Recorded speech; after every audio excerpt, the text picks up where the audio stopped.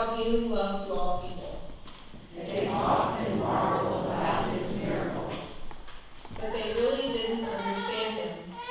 They wanted healing, but not necessarily a change in their lives.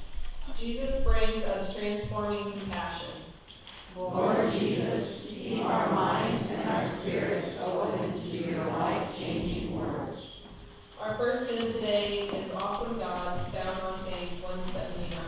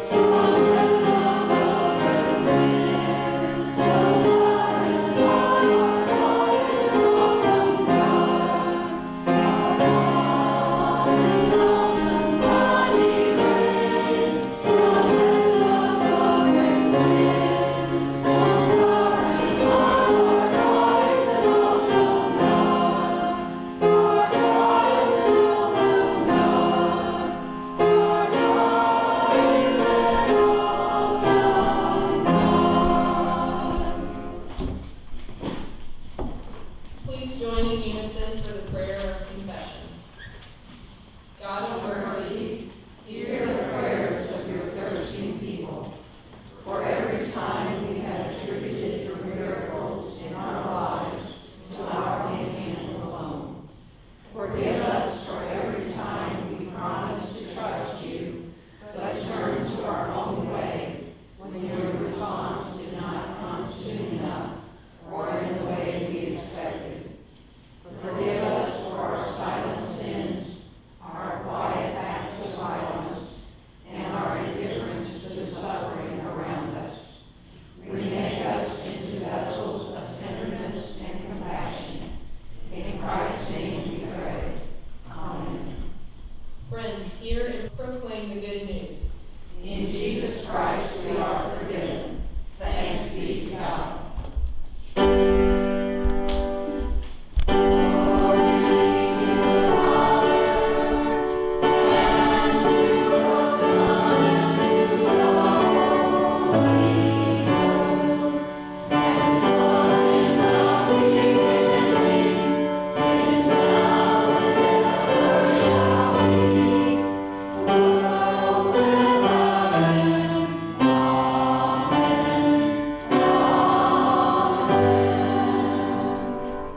Please join in unison for the prayer of illumination.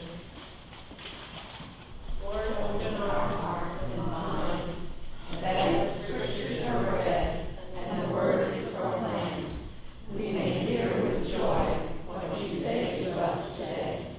Amen. Our first scripture reading is Daniel 6:16 through 23, found on page 768. Then the king commanded, and Daniel was brought and cast into the den of lions. The king said to Daniel, "May your God, whom you serve, continually deliver you."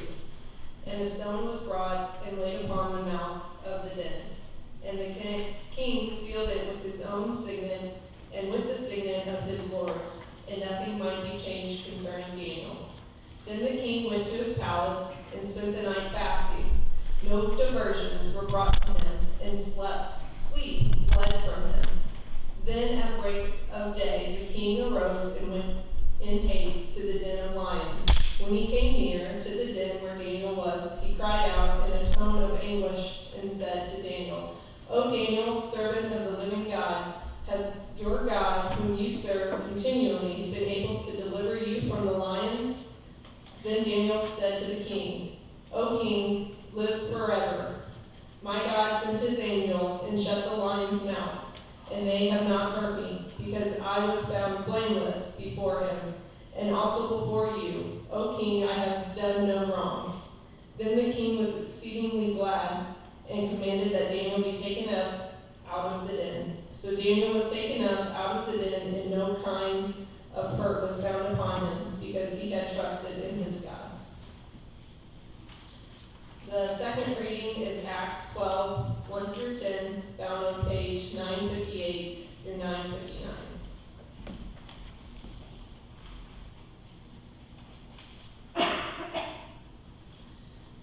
About that time, Herod the king laid violent hands upon some who belonged to the church. He killed James, the brother of John, with the sword, and when he saw that it pleased the Jews, he proceeded to arrest Peter also.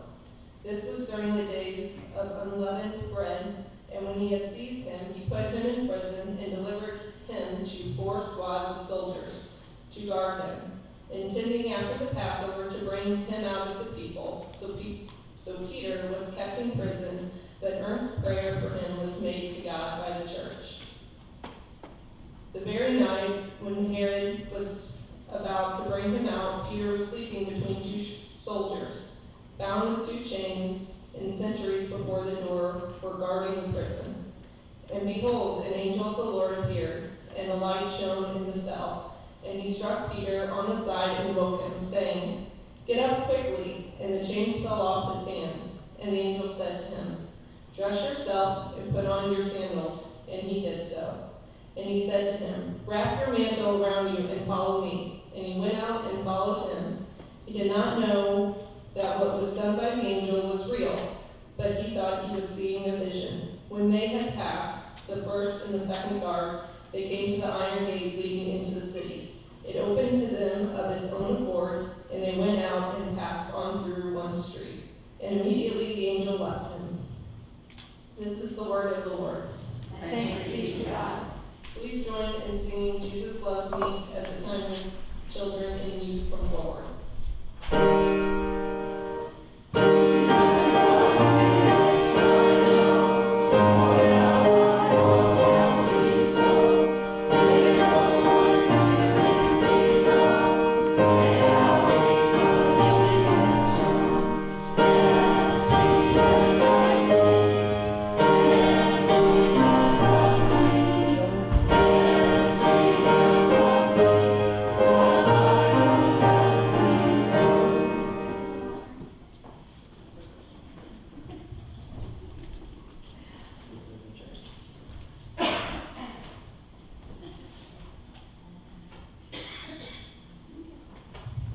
I need a volunteer to sit in the chair. Logan?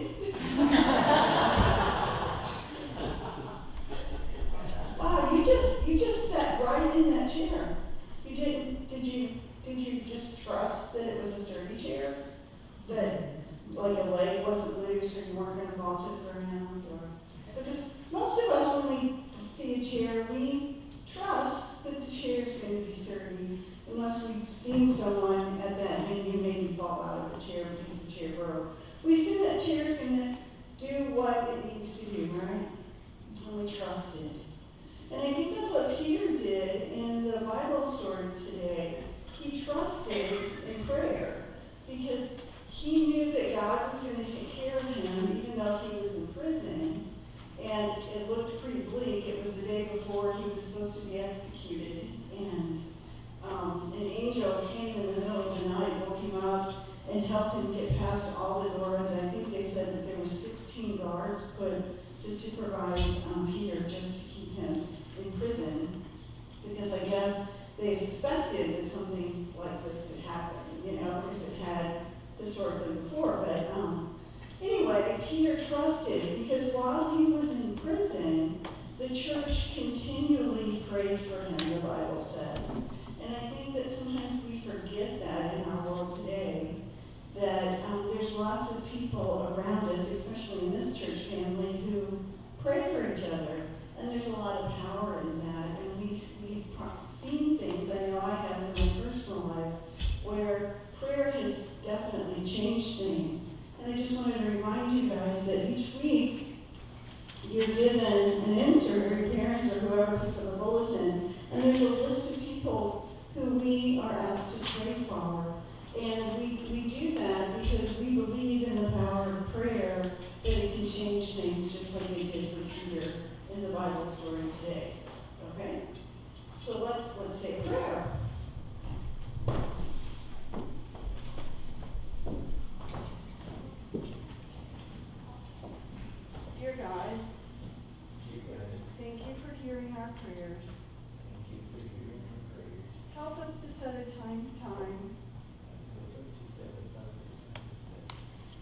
to pray for ourselves and for others. In your name. Amen.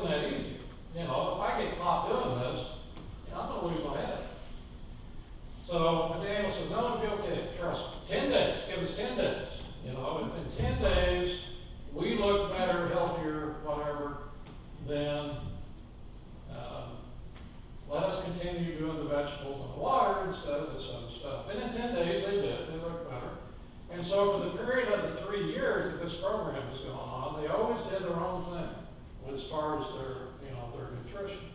And at the end of 3 years, according to the scripture, they were not only wiser, they were 10 times more advanced, and the Bible says 10 times more advanced than the others that were in the program. All right, so let's move forward now to Nebuchadnezzar having a dream. All right, he has this dream, and it really disturbs him. And so he calls all his counselors in, this cabinet, and he says, I have this dream, I want you to interpret it, but I'm not going to tell you what the dream is. You're supposed to figure that out on your own. And they said, we can't figure something like that out. Only a God can figure that out. So Nebuchadnezzar gets mad, and he says, all right, if that's the best you can do, then we'll just get rid of the whole bunch. So he'd given orders to kill all of these counselors.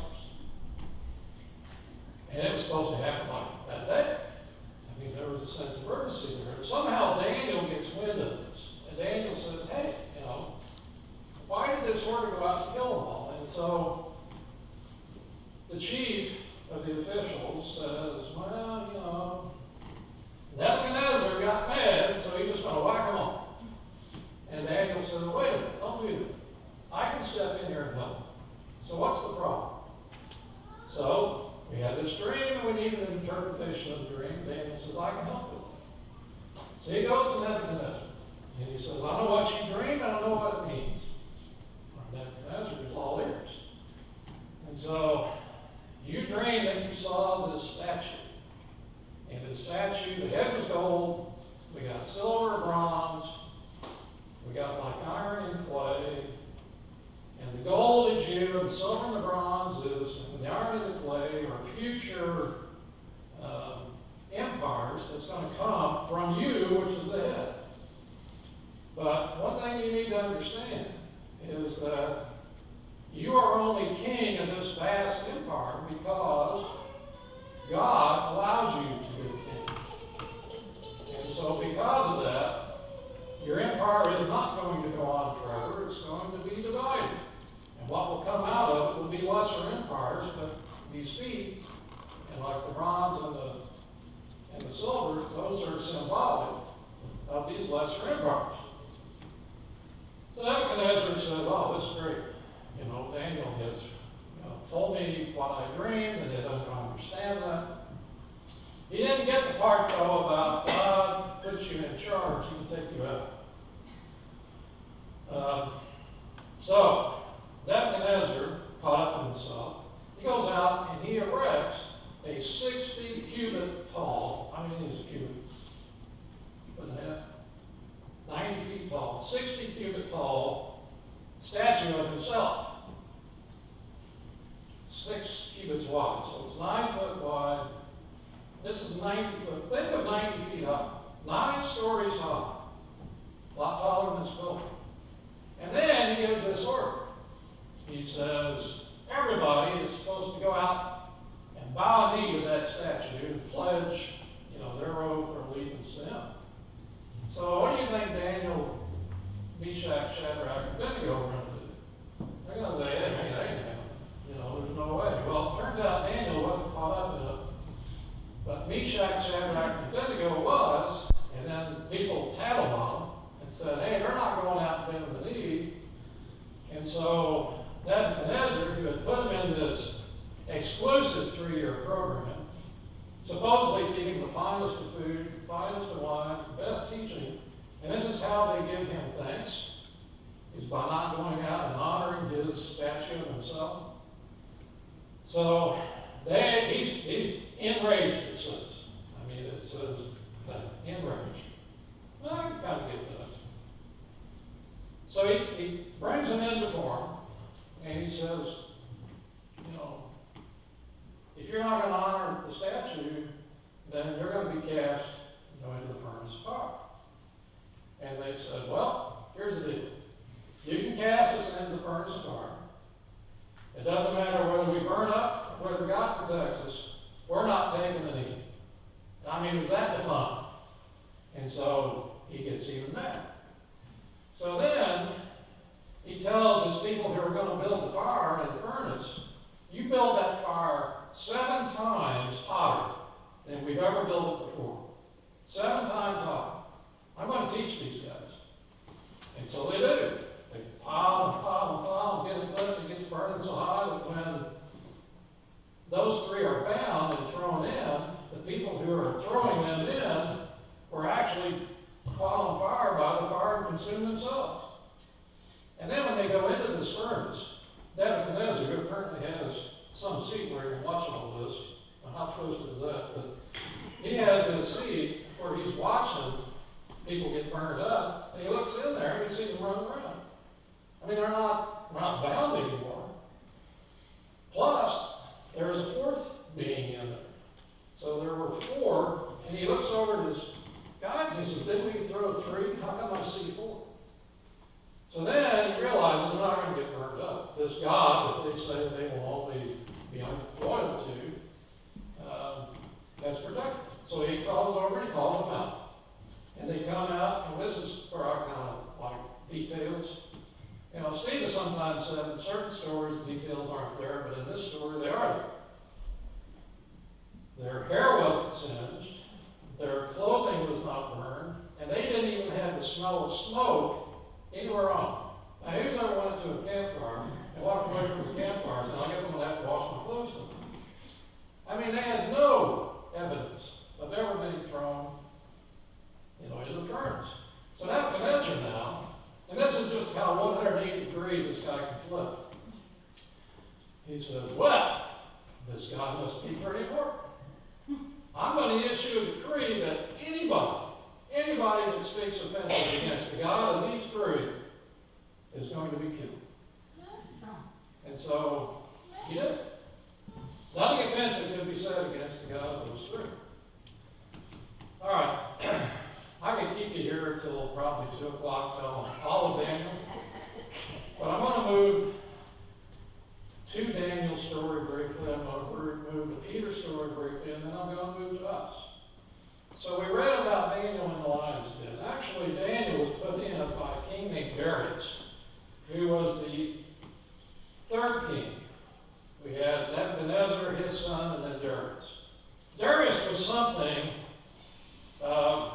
it doesn't say how he got the seat of king. What you kind of read between the lines is that Darius wasn't the sharpest tack in the box, because he was kind of duped by these so-called cabinet people. They didn't like the fact that Daniel was an Israelite, and he was like this with Darius. I mean, there was jealousy going on, and he was not even, blood kin or anything. So they kind of cook up this scheme to get rid of Daniel.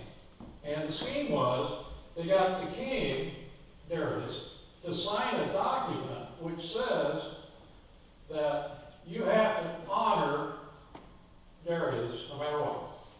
You cannot take a knee or pledge or pray to anybody else other than Darius. And he got Darius to sign it. Well, the problem with that is, Daniel is going to go over there in his place praying to the one God. And they knew this. And so they set Daniel and Darius up. Okay? Well, when they brought it to Darius' attention that Daniel was over here praying to his God in direct violation of this order or decree, then the punishment was the lion's den. And so, I'll still call her Sparky, that's how I refer to her. When Sparky read, the scripture, it says Darius went to the lion's den. Well, ordinarily, he would not have done that. But because he was that close with Daniel, he felt bad about being duped. He was hoping, I guess, himself that God was going to protect Daniel, which he did. So what do you think happened to the cabinet after Daniel got out of the lion's den? Take a guess. Well, Darius says, all right, guys, I realize I was tricked into this. God protected Daniel, but he's not going to protect you. And so he sent all of them and their families to the lion's den. That's how he got his payback. So forward to Peter, and Peter, of course, was in prison. We know about the angel appearing and about the chains falling off. And it was on the very night that Herod was going to turn him over. So it was kind of critical timing. And of course, there were people praying, and I'm sure, all of those that were involved with the ministry of the new church, which is where we find, what we find in the book of Acts. I'm sure they were all praying fervently. And so I'm sure there was still a little trepidation there, though, because this James, who was one of the disciples, had been killed. And so I guess they're wondering, is the same outcome going to happen to Peter? But God delivered Peter. And we know that Peter went on to do things with ministry. In fact, he was the first to actually go to the Gentiles. I mean, Paul made pretty much his entire ministry to the Gentiles, but Peter was the first of the disciples after Christ to go to the Gentiles with the ministry of Christ. So he was kind of a key figure in this. But Peter was saying, all right, now, one thing that we have read in Deuteronomy is that God told the Israelites that if you don't follow my commandments, you will be dispossessed. In other words, you will be scattered. But if you call out to me, I will come to you. Wherever you are, I will come to you. And so that's basically what's happened here with Daniel. It's what happened with Meshach, Shadrach, and Abednego. They're not in Israel anymore, but they are calling out to God, and like he's told them in Deuteronomy, if you do this, if you call to me, I will be there. All right, so same thing happened with Peter. So now let's advance forward to us right now. It was around 2004. We decided, after a lot of discussion, some consternation, that we were going to take on an elevator project here in church. And that elevator was going to be costly, over $100,000. We needed to raise the money. So we were well into the process of this campaign to raise the money for the elevator. And we ended up at this point in time, we were like $40,000 short of our goal. And we received a check from the state. It turns out it was a member of this church, but not a lifelong member. A member that had came here, had been here like 10 years, and really felt warm, I guess, and connected to the church. And so she left the church $40,000. The amount that we were short to our goal. So with that money then, we were able to go ahead with the elevator project. Now, I want to move past that to 2010. February of 2010, I get notice that Junie Ewing is going to leave our church and is going to go to Topeka, Kansas. All right, it's February. Is that a good month for me? Probably not. And I know how difficult it is getting pulpit supply, particularly on short notice. So I'm thinking this is not going to be good. And somehow, as the timing worked, Paul Cagle had resigned or retired officially as the minister at First Presbyterian Church in Cade. And Paul had actually done some ministry in this area. And he was only really looking for part-time work at this point. But with our congregation and the fact that we had a lot of people in committees doing stuff already, we only needed one part-time help to begin with. So it was like this perfect fit. He calls up, says, I'm interested. You pay me some benefits and some other stuff that I need to take care of for a while. We're good. So it's like, whoo! Got him in. And Paul was here for a critical time. And we had issues with, accusations over what we were doing or not doing with the house next door. Rain was under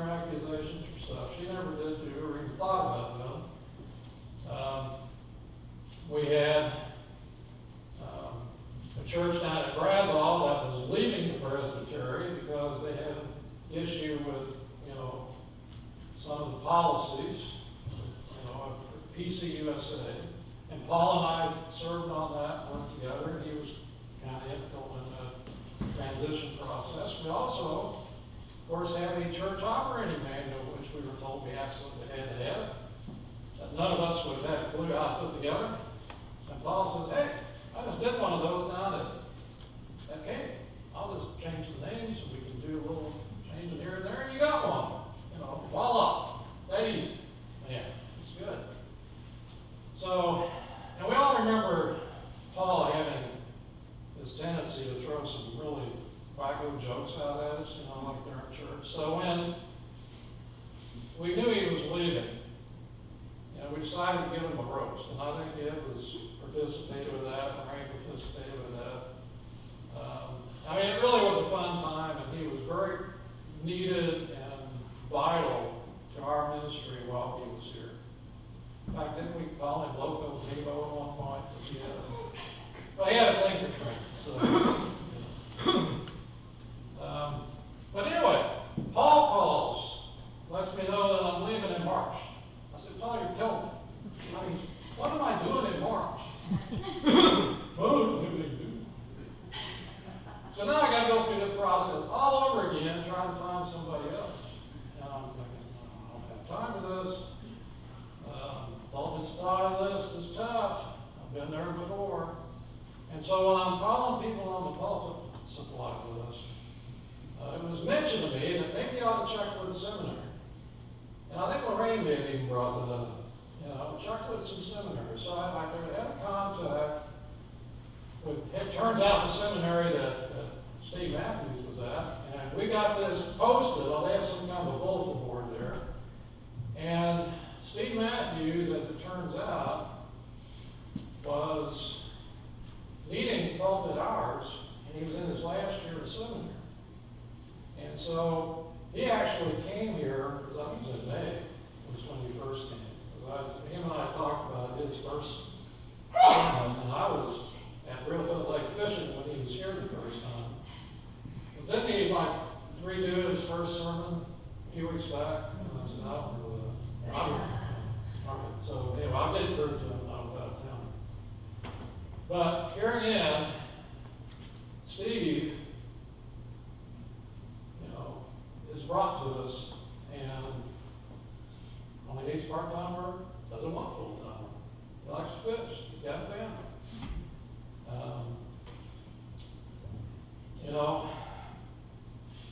Then we've got the house next door. All right, so huge project. We knew going in it was going to be tough because it was going to have to be done in cooperation with and consistent with the National Park Service directors on restoration, which meant it was going to be expensive. And it was proved to be expensive. But then we got this company or private foundation from Wisconsin that somehow finds out about us and our little project down here. And they said, we'd like to participate on that project. And we'll actually help you pay for the study it's going to take to figure out what it's going to cost. And then we're going to participate with it ended up being a $100,000 grant to help cover the cost of building. So all these things that I've talked about, whether it be Paul Gago, Steve Matthews, the elevator, the house, we can say callously that those are coincidence or just dumb luck. Or, for those of us in church, who put our faith, in Scripture, we know it was neither of the two. It was God's mercy, it was God's grace that was here for us at the time that we needed it, just like it was there for Daniel, just like it was there for Meshach, Shadrach, and Abednego, and was there for Peter. So, just like with the Israelites, we need to have the faith, the trust, and the confidence. Well, some have the cherries in it, well, it's not going to fall over. But we need to have that foundation, that trust, that whenever we pursue something to further God's ministry, and He's going to be right there with us. And He's going to help us through each step. Even though what looks unattainable to us becomes possible with Him. And for that, I say, give thanks to God. Amen. Kind of a hymn to sing. You are my all in all, number 583. Please stand and let's sing.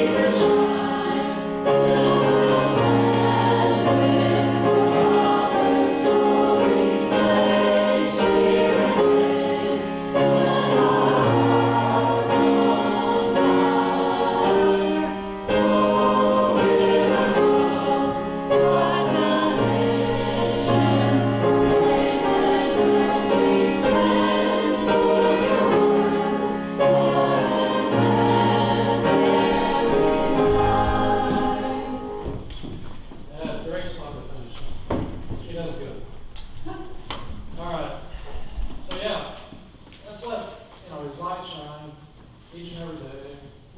It's been cloudy, and I think eventually the sun will come back up. So let's be a ray of light to people that we come in contact with, and know that when we call on Him, He's going to be there for us. So as Steve says, behind us, before us, around us, and in us, He will be there for each of us. Take joy in knowing that we can go with His protection, with His guidance, and hopefully with His joy.